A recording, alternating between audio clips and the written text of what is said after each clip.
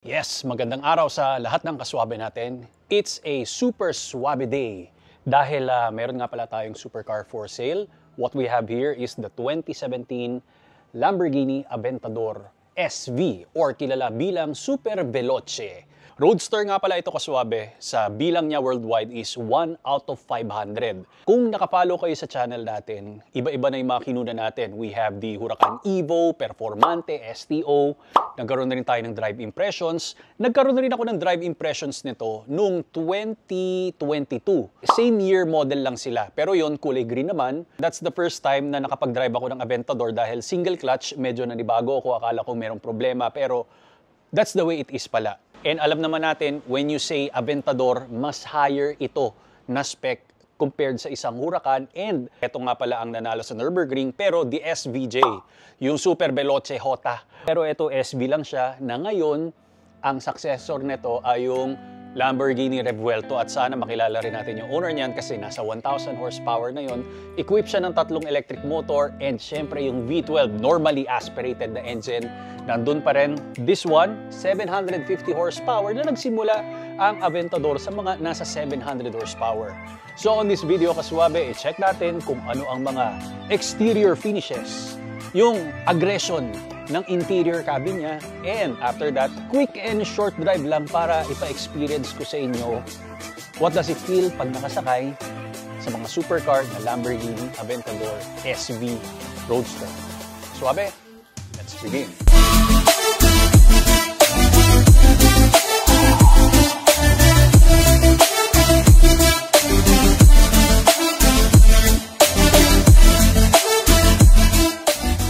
Talagang may mga sharp angle siya rito sa bonnet natin and even sa front bumper kasi ang design niya nga pala ay inspired sa isang B2 stealth bomber.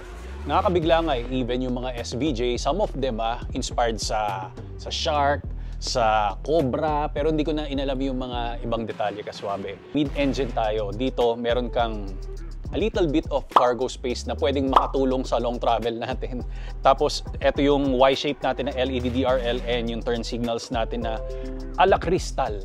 Pwede natin i-lower or i-lift depende sa drive mode or drive preference na kukunin natin. May mga functional ka nga pala dito for the brake cooling and mababa lang talaga yung pinaka ground clearance natin. Very visible dito, malalaki yung mga wipers natin, tapos may mga carbon fiber bits ka dito sa gilid ng ating bonnet. Alam mo, sa sobrang brutal ng exterior nito, even yung mga side mirrors, very pointed and angled talaga.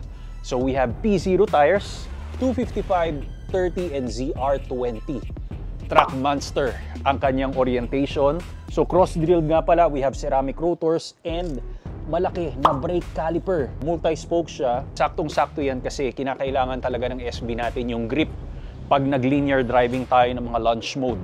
So ito, carbon fiber ang component ng ating roof dahil again, makikita mo ang badge dito kaswabe. 1D500 or 1 out of 500 worldwide. Ganon ka-special ang Aventador na titingnan natin. So pwede natin yan kalasin for it to become a convertible.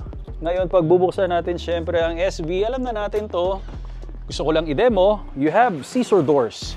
This is the special thing na hindi mo makukuha sa isang Huracan lang. So mamaya pag-usapan natin yung nasa loob. Yeah.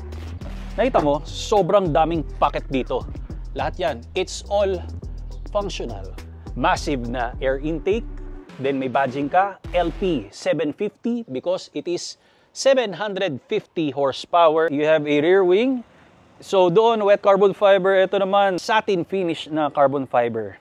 So I don't know if nagbabago siya ng ng direksyon, pero doon sa SVJ, nandoon yung ALA system para sa composure ng aerodynamics natin. Super crazy ang design dito ng rear diffuser natin. You have 6 fins and quad exhaust in the middle. Para malaman mo na SV ganito kasi sa mga SVJ, iba na yung styling ng exhaust pipe natin. And of course, the turn signal, mamaya sisindihan natin yan. You have the camera, this is your brake light.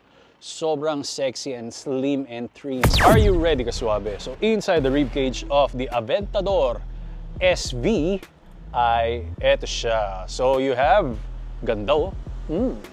Carbon fiber reinforcement, siyempre protection yan ng ating V12 na naturally aspirated engine. Nakikita natin yung plake ng V12 doon and even the firing order. So it is a 6.5 liter, again, NA engine ito. This one makes 750 horsepower and 690 Newton meter of torque. Ang 0 to 100 niya is around 2.8 or 2.9 seconds. The top speed niya naman is, I think hindi natin mararating yan dito sa Pilipinas, 353 kilometers per hour. Yung gasolina niya naman, nasa 7.6 kilometers per liter. Pero in real world, yun yung tinest talaga ng mga professional. I think mga 2 kilometers per liter. Hindi, mga 6, 5, mga ganun naglalaro. Okay? So magkaiba sila ng design ng hindi roadster na SV kasi glass type yun. Nakikita mo kagad yung engine, pero ito, meron siyang proteksyon na rib cage muna for you to see kung ano yung nasa loob ng SV. Okay? So after natin dito, i-check naman natin yung interior, then yung exhaust sound system. Introducing Autosport. Kaswabe, this one is the world's most innovative mobility scooter that we can get para sa ating lifestyle and sa mga kababayan natin na PWD. Madali lang to. Comes with 2 separate parts na pwede mong gawing trolley at the same time. Installed nga pala doon sa harap ang iyong illuminated LCD display for you to see the performance and enhanced lighting system para sa safety precautions pag nasa road ka or sidewalk na pwede mong ilagay sa sports car or regular car na trunk kasi maliit lang ito and very lightweight. Within seconds, ang dali lang i-assemble. Up to 10 speed ang kanyang taglay and 10 kilometers per hour ang kanyang maximum na pinartneran mo ng shock-absorbing flat-free tires for advanced performance and auto braking system. At hindi lang sa kotse mantakin mo, pati sa tren pwede. And flight approve ang ating baterya. Meron tayong lisensya. So, ibig sabihin, pag nag-travel ka around the world, kayang-kaya mo itong ilagay sa cabin at ibaba mo, ma-assemble mo kagad ito. Ang design nito ay talagang super passionate sila para ipakita sa inyo ang performance. So, ganun lang yon. Be active, be free, be yourself by Autosport. Ang link ay nasa description below para i-check mo na lang kaswabe. Yo, kaswabe, nandyan ka na pala. We're here inside the Aventador SV. And nakikita nyo naman, sobrang iba ang ating posisyon. Kung i-compare natin sa mga everyday car, kasi ang priority naman nito is yung magkaroon ka ng spirited driving. That's why it's very unique and special. Meron lang isang bagay dito na nakikita natin sa daily car. Ito lang yun, yung aircon na to. Pero all the rest na nandito, it's very different and very uncommon na hindi mo pwedeng lagyan ng mga borloloy na dinadala natin sa mga daily car natin. Okay, so umpisa natin lahat na nakikita ko rito. Ito pa lang, akala mo suede yan. No, it's Alcantara with very nice na red stitching airbag Lamborghini. Of course, wala tayo ritong glove box compartment. Kasi kinakailangan one piece lang to pag umandar, walang kakalog-kalog. Yung upuan natin, it's straightforward. It is bucket seat talaga siya na carbon fiber.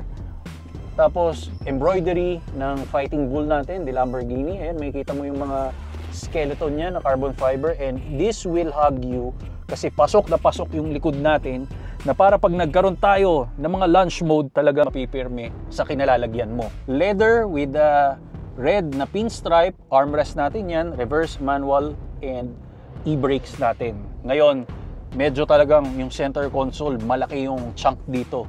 Kumbaga sa mga muscle car, ito yung Camaro, and yung Mustang naman is the Ferrari. Mas, may freedom ka ng konti. May mga physical switches ka, and itong pinaka, nagpapalupit ng spirit na Lamborghini. Itong cover na to, kasi parang kang titira ng missile dito pag pinrest mo yan, pero mamaya na yan pag magkakaroon tayo ng test drive. Strada, Sport, and Corsa, yung 3 drive modes natin. Hazard, yung traction on and off, door panels natin, yung locking niya. Ito yung pang lift and lower, toggle switches yan. Hindi lang ito touchscreen. Kumbaga sa SVJ, hindi rin ganito. Pero dun sa Huracan Evo na kinunan natin, yung Huracan na, touchscreen na siya. Naalala ko lang sa Huracan, dual clutch, ang Aventador ay single clutch. Kaya ramdam natin yung mechanical bits pag umaandar talaga tayo. Yung steering wheel natin, ang ganda, maliit lang yung diameter niya, meron kang perforated leather, Alcantara with red center marker, flat bottom, the badge, yung drive gauge cluster natin na meron kang carbon fiber dito, and dito rin, yan, naka-design na faux carbon fiber. Kasi, kita mo to hindi ko pa lang nakapapakita yung pinto kaswabe kasi medyo mainit. Once na hahatake natin to, meron ka lang red na leather strap dito for weight savings. Ganun katindi. Hindi ko lang alam kung ilang kilos or grams yung binawas niyan. So, buong door panel natin, carbon fiber. Yan. A-pillar is Alcantara, and ito yung pinaka-cute sa lahat na sun visor, which is pag binuksan mo yung salamin, tingin ko lang ilong mo lang makikita mo rito. Engine start of the Aventador SV.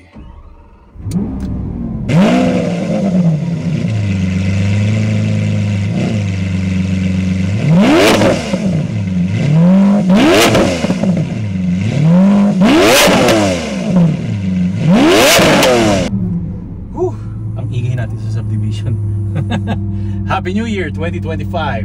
So lahat, check upin muna natin. Manibela, okay na okay. Meron tayong mga shift paddles and the mirror. Okay naman yung height. Nakastrada tayo na drive mode. Hindi naman tayo hahataw dito sa loob. Basta for the sake na ma-quick spin lang natin and neutral for this na magkaroon ng drive is hatakin natin tong right the shift paddles. And you will see na nasa first gear tayo. So automatically kaswabe, siya yung mag-upshift papunta sa second gear. Pero ang natutunan natin kanina is pag nag-course tayo or yung truck mode niya, naka-manual siya. Hinihintay ko kasi mag-upshift kanina. Nakalimutan ko na, hindi naman tayo palagi nagda-drive kaswabe ng mga supercars. And yun nakakatuwa kasi yung manibela nga pala, once na hawak natin dito, alam mo na parang bit-bit mo yung apat na gulong niya, yung four wheels, super planted. 255 and 355 mas lamang dito, staggered fitment nga pala again. Ramdam natin na talagang alam mo yun yung weight niya, yung center of gravity, ang ganda ng kapit natin. Hindi lang natin mahataw dito pero yan, naka single clutch tayo. Ang malalaman mo rin, hindi lang ganun ka smooth yung bawat transition ng ano natin ng gears. Pero that's the crazy thing about the supercars or this Aventador, yung pakiramdam na ganun na hindi mo mararanasan yan sa mga everyday cars natin. So flat bottom, yung center marking natin dito. Yung shift paddles hindi lang naka-connect sa steering wheel natin. Pag nakasanayan mo na mag-drive ng supercar, kahit hindi mo nakikita yung bonnet, alam mo kung nasaan yung level niya. Okay? So pakita ko lang sa inyo, check this out, yung G-force. Yan, dilaw siya. G-force, nasa baba. Tapos pag ililipat natin, Sport, Corsa. Pag interested ka nga pala dito sa ating Aventador SV, kontakin mo lang ako sa aking, pwede mo ako PM or contact me sa 0976-270-9109 kaswabe. And naghahanap tayo ng proper owner. Nasa 1,000 miles pa lang ang itinakbo ng ating Aventador SV. Super fresh, naka PPF nga pala ito for added protection. And for viewing, nandito lang ito sa Quezon City. So, I'll see you. Maraming salamat. God bless and more power.